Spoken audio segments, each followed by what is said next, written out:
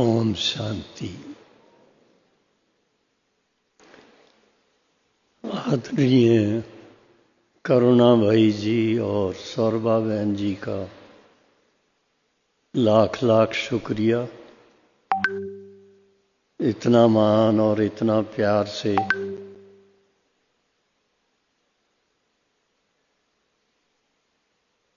Welcome किया है। आज का जो विषय है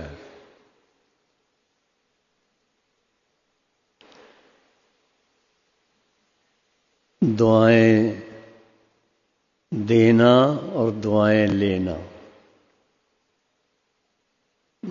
वैसे देखा जाए तो भक्ति मार्ग का ये विशेष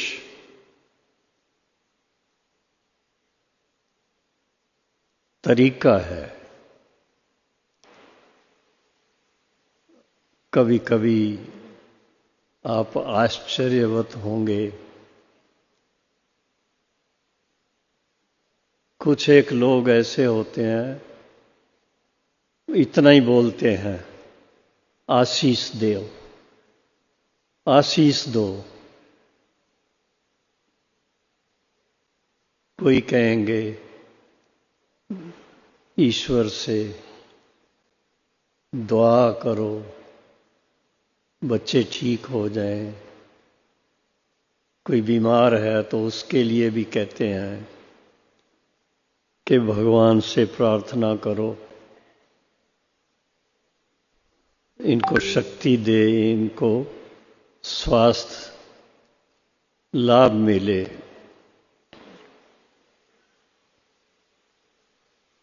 लेकिन कभी कभी हम लोग जाने अनजाने ऐसा कुछ ना कुछ करते रहते हैं जिससे ऑटोमेटिकली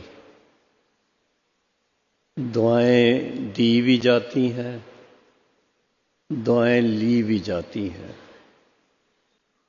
करुणा भाई को मैंने 8-10 दिन पहले फोन करके बोला कि ये जो उत्तराखंड में 41 मजदूर फंसे हुए हैं, तो एक सर्कुलर अपने सेंटर्स को भेजें कि सभी बाबा के साथ मन लगाएं, योग युक्त होकर के उनकी सेफ्टी के लिए शुभ भावना के प्रकंपन भेजें और कम से कम भी 15 मिनट हर एक सेंटर मेडिटेशन करे। हो सकता है आप सब ट्रैवलिंग में होंगे, आपको शायद वो मैसेज मिला नहीं मिला, वो करुणा भाई जानते हैं, मैं तो इतना नहीं जानता। लेकिन एक दिल की भावना को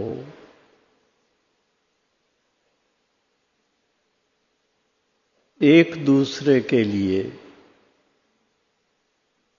जो हमें आत्मिक रूप से प्यार है,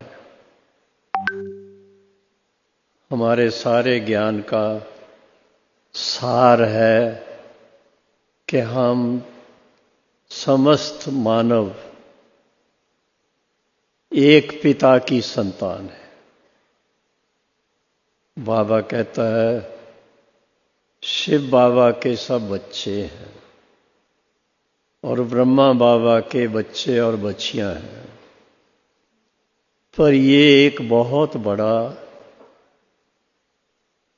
विश्व परिवार है। इस उच्च भावना से, आध्यात्मिक रीति से हम ऐसी भावना रख के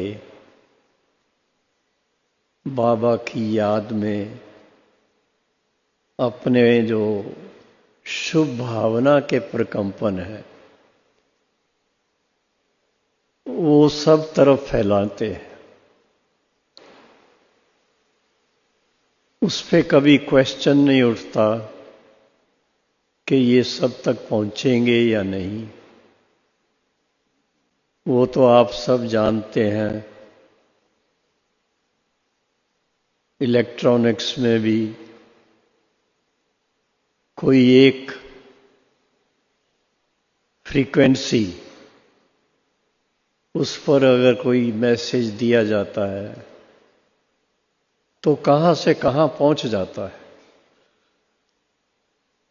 उसको रिसीव करने वाले रिसीव करें या ना करें, लेकिन मैसेज चला जाता है।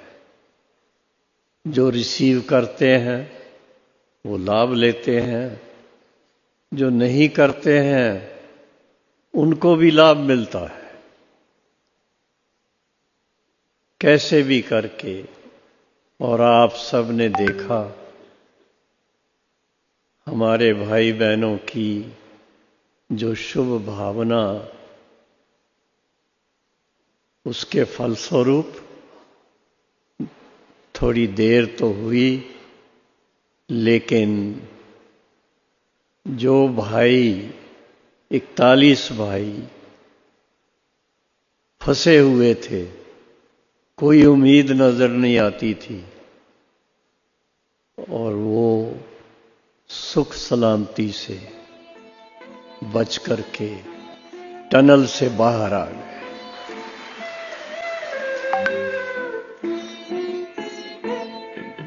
शिव पिता को अब याद करो, मुक्ति धाम तुम्हें जाना है। अपने सुकर्मों के बल पर ही सतयुग में तुमको आना है। शिव पिता को अब याद करो।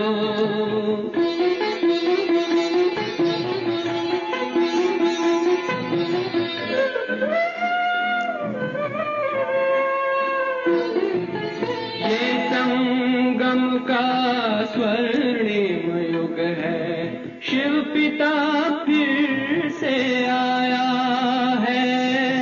ब्रह्मामुख से शिव बाबा ने वही गीता ज्ञान सुनाया है। कलयुग का अंत अब आया है, विकराल विनाश खड़ा आगे। अब हम सबका शिव पिता ने बतलाया है। शिव पिता को अब याद करो।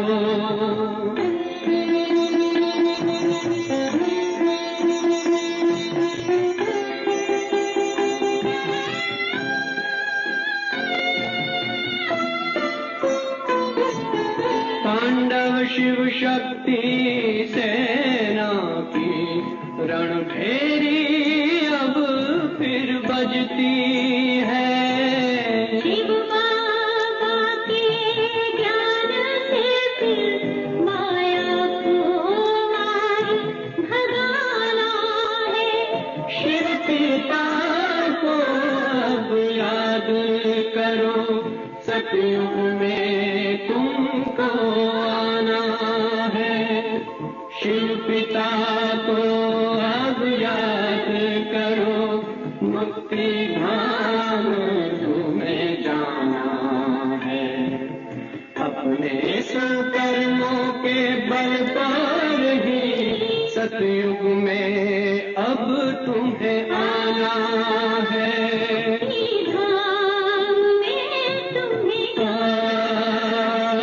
सतयुग में अब तुम्हें आना है।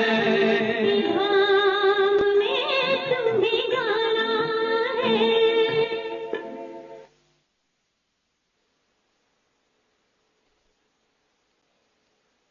क्लास में आने से पूर्व आज मैसूर के कुछ भाई बहनों से मिलने का मौका मिला, रूरवान भी की, और उसमें एक बात जो मुझे ख्याल में आई,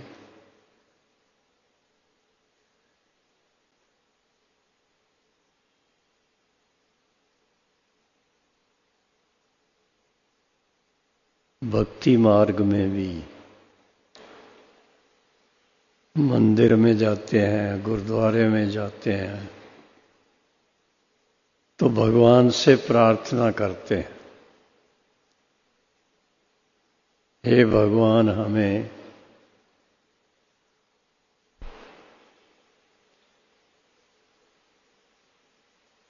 पांच विकारों से बचाना। आपने भी की होगी भक्ति में।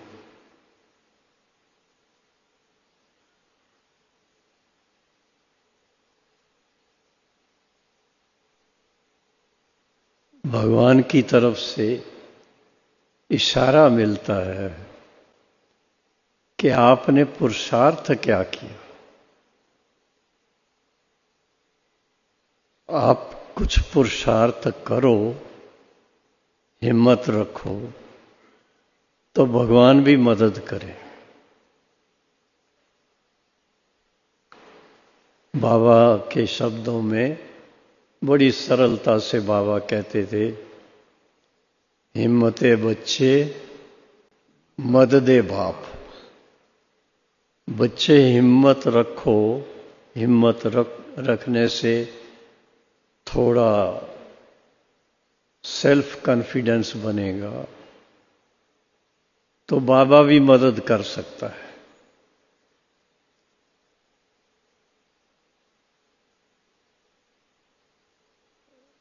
आज के दिन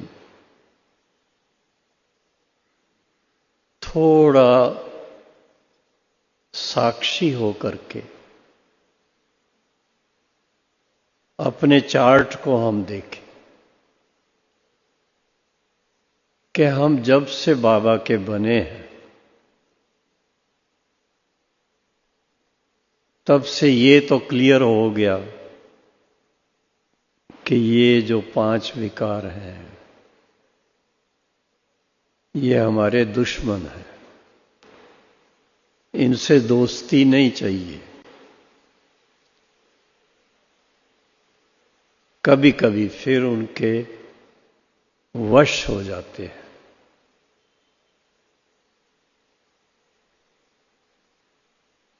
मैंने एक छोटा सा अनुभव अपना सुनाया, कई क्लासेस में भी सुनाया होगा। एक बच्चा 8 साल का, कहानी तो लंबी है पर उस 8 साल के बच्चे को मैंने थोड़ा सा नाराजगी से देखा क्योंकि वो क्लास मिस कर रहा था।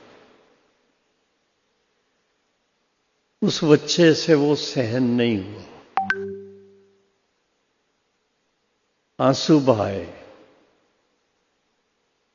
और उसके आंसू देख करके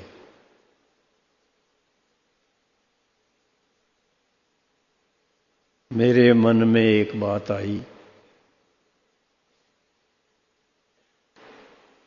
कि इस स्वरूप से इनको देखने से मैंने इनको दुख दिया, ये भी तो राइट नहीं है। उसको गले लगाया और अपने मन में वायदा किया कि आज के बाद किसी को भी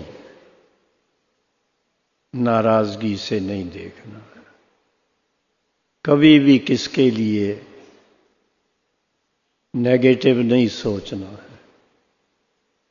कितना भी मेरा फायदा हो या नुकसान हो, कोई बात नहीं, लेकिन मुझे पॉजिटिव रहना है।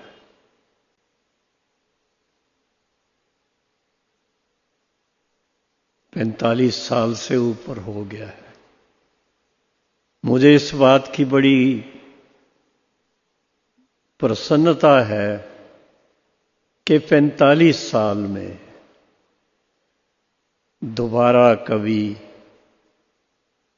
पश्चाताप करने का मौका नहीं मिला।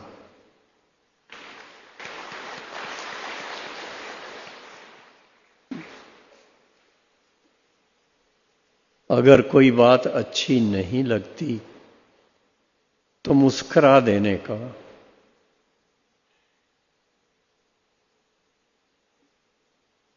जिस व्यक्ति की बात होगी वो समझ जाते हैं, खुद ही आके कहते हैं भाई साहब सॉरी, ये मेरे से भूल हो गई। तो कहने का भाव कि जो भगवान से भक्ति में भी प्रार्थना करते रहे और जब बाबा के बने तो बाबा के बनने के बाद तो बाबा बहुत प्यार से समझाता है कि ये 5 विकार तुम्हारे दुश्मन हैं। दुश्मनों पर विजय पानी है। किसी भी रूप में इसके वश हो जाएंगे तो पश्चाताप होगा, और पश्चाताप की भी अग्नि जो है वो कम नहीं है,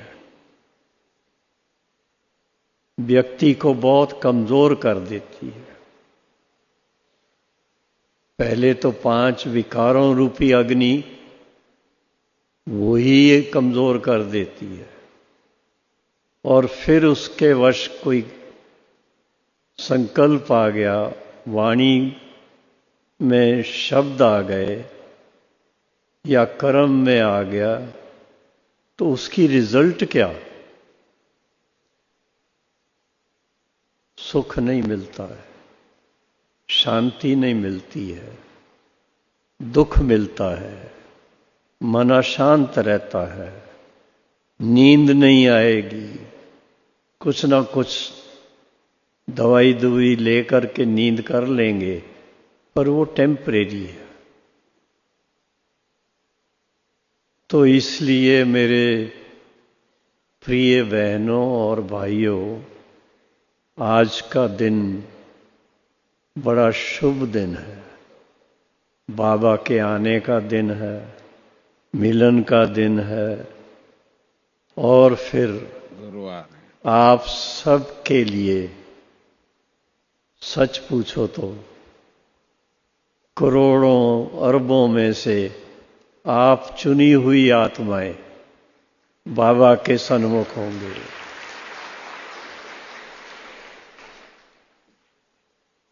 तो अभी मैं आप सब से विनम्रता से अर्ज कर रहा हूं कि क्या पॉसिबल है कि हम एक अपने जीवन का बहुत अहम फैसला कर लें।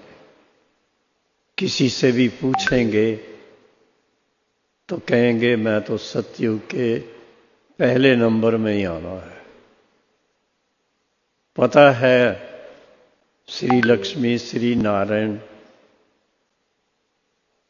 कितने बनेंगे, श्री राधे कृष्ण कितने बनेंगे, उसके बाद श्री राम सीता कितने बनेंगे, संख्या सीमित है। फिर भी जब किसी से पूछें तो श्री नारायण या श्री लक्ष्मी उस पद से नीचे कोई नहीं आना चाहता। अगर वो पद पाना है तो इतनी हिम्मत चाहिए कि सारे विश्व पर राज करने के योग्यता हो। और कहा जाता है जिसने स्वयं पर राज किया वो ही विश्व पर राज कर सकता है। तो स्वयं पर राज करने के लिए पांचों ही विकारों का त्याग करने के लिए कौन तैयार है? जरा हाथ खड़ा करो।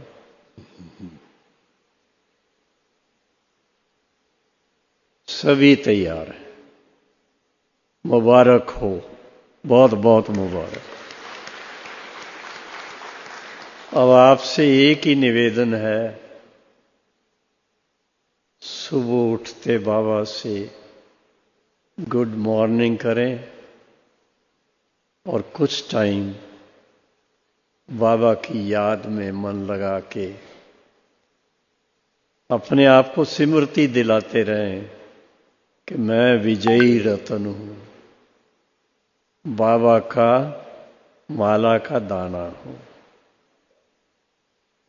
उसकी प्रैक्टिस जो है वो आपको सारा दिन नारायणी नशा चढ़ा के रखेगी। और सोने से पहले बाबा को थैंक्स दें कि कितना अच्छा दिन बीता है और आपसे आपके गोद में आके सो जाते हैं, गुड नाइट बाबा, तो नींद भी अच्छी आएगी। ये अगर प्रैक्टिस आप रेगुलर कर दो, मिस ना करो। कभी कभी ऐसा होता है दिन भर के कारोबार के कारण बहुत थक जाते हैं, तो सोने के समय बाबा को याद नहीं करते। और बाबा क्या कहता है, बच्चे बहुत थके हुए हो, आप मेरे पास आ जाओ, मैं आपको मालिश करूंगा, सिर की मालिश करूंगा, मस्तक पे हाथ फिराऊंगा। तो आप सोचिए जिसके मस्तक पे भगवान हाथ फिराए उसको और क्या चाहिए? कुछ चाहिए? तो ये थोड़ा भावना इसके लिए क्रिएट करनी पड़ती है। बाबा, बस बाबा कहता है इतना ही दिल में सोचो, बा। गुजराती में बा कहते हैं मां को, तो 2 बार बा कहा तो पिता हो गया। तो मात पिता उनके बल से, उनकी शक्ति से, उनके याद के संग की रिजल्ट है ये कि बाबा कभी कभी तो माताओं को खास कहते हैं, बाबा को अपना बच्चा बना लो। बनाया है बच्चा आपने? जिन्होंने बनाया है जरा हाथ तो खड़ा करो, लज्जा आती है। अरे बाबा को बच्चा कैसे बनाएंगे?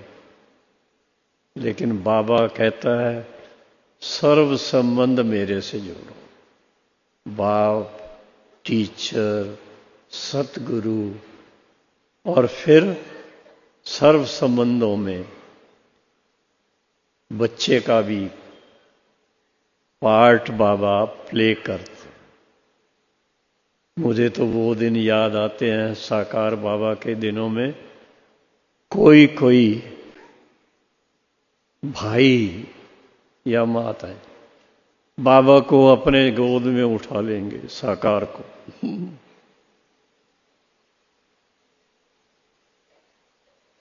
तो ये एक रमणीकता की बातें हैं। जितना आप रमणीकता से बाबा के साथ अपना संबंध जोड़ेंगे, उतना समीपता आपकी बाबा के साथ बहुत रहेगी। और जितना समीपता रहेगी, उतना संग का रंग लगता जाएगा। तो बाप समान बनने के लिए सहज सरल तरीका है बाप समान बनने का लक्ष्य रखना। और कहा जाता है जैसा संग वैसा रंग। तो बाबा का संग करना माना विश्व पिता का संग, सबसे ऊंचा संग। दिल में बाबा को बिठा लो, माला का दाना बन जाओ, बाबा के मस्तक मणि बन जाओ, जिस भी रूप में आपको चाहिए। लेकिन कॉन्शियसली मेहनत करनी पड़ती है। जितना आप बाबा को लाड प्यार करेंगे, उतना बाबा की समीपता का अनुभव करेंगे। मैंने बहुत अनुभव किया है। लगभग 64 साल होने को आया है जब से बाबा के बने हैं। उसमें ये देखा गया है कि हमारे जो 63 जन्मों के रहे हुए संस्कार हैं, वो अपना मुंह दिखाने की कोशिश करते हैं। बीच बीच में कभी कभी तो वो बिल्कुल भस्म हो जाए। उनकी कोई भी एक्टिविटी हमें तंग ना करे, क्योंकि देखा गया है कि बाप दादा की जो मुरलियों के द्वारा श्रीमत मिली है, अगर वो श्रीमत का पालन हम करते हैं तो मन बड़ा खुश रहता है। और अगर कहीं उसका उल्लंघन करते हैं तो मन में दुख होता है, रूखापन आ जाता है। आजकल जो मुरलियां चल रही हैं साकार की भी, उससे आपको आइडिया मिल सकता है कि कई बच्चे वर्षों तक बाबा के समीप रह करके पर धारणा नहीं की, और धारणा ना करने के कारण एक दिन माया के वो मुरीद बन जाते हैं। माया उनको, बाबा के शब्दों में है, कच्चा खा जाती है। कच्चा पकाती भी नहीं है, कच्चा ही खा जाती है। तो हमें अपने आप के ऊपर थोड़ा सा अटेंशन रखना, और उसका तरीका है, आप कोई भी कार्य शुरू करना है, पहले बाबा के फोटो की तरफ देख करके मन ही मन में, बाबा हम ये कार्य करने चल रहे हैं, आप मेरे साथ चलिए। इतना कहने में कितना टाइम जाता है, आप उसकी रिजल्ट देखो। बाबा आपके साथ साथ चलता है, आपको गाइड करता है, आपके डिसीजन में कोई गलत डिसीजन नहीं होगा। तो ये मेरी थोड़ी अनुभव की बातें आपको सुनाना चाहता था मैं। कि इस तरह से अगर थोड़ा ध्यान रखेंगे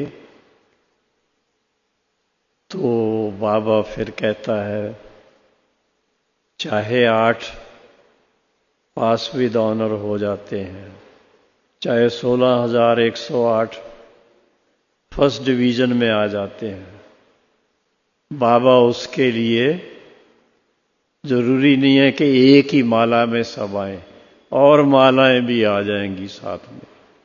इसलिए श्री लक्ष्मी श्री नारायण के मंदिर में कभी जाओ ना, तो उनकी एक माला नहीं होती है, अनेक मालाएं पड़ी हुई होती।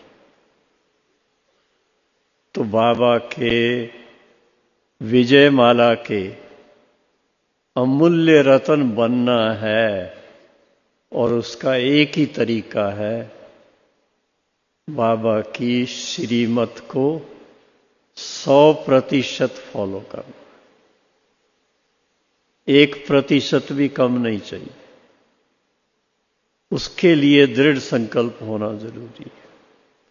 माया ढीला करने की कोशिश करेगी, लेकिन उसको ऐसे आंख दिखानी है, खबरदार अगर मेरे पास आई तो वो चली जाएगी।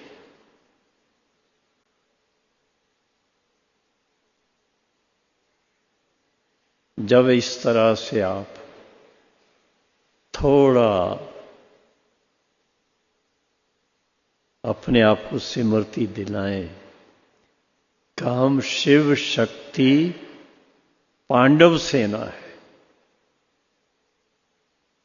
तो सेना में तो कौन होते हैं? योद्धा होते हैं, वॉरियर होते हैं। किस लिए? दुश्मन पर विजयी होने के लिए। तो अभी वो समय आ चुका है कि अब दृढ़ संकल्प से विजयी रतन बनना है, अब पीछे नहीं हटना है। सभी को उसके लिए बहुत बहुत बहुत शुभकामनाएं भी हैं और मुबारक भी है। ओम शांति।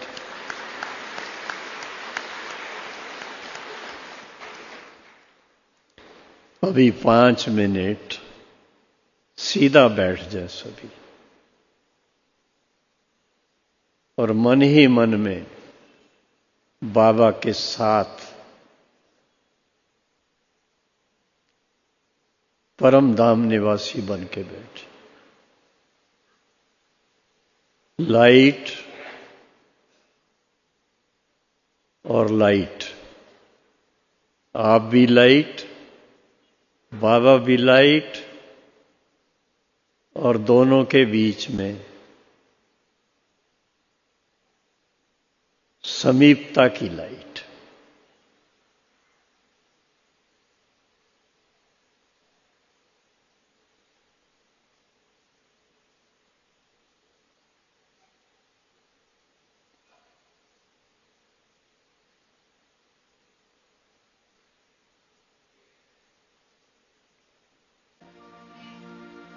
तुम्हारा प्यार ओ बाबा, ओ बाबा,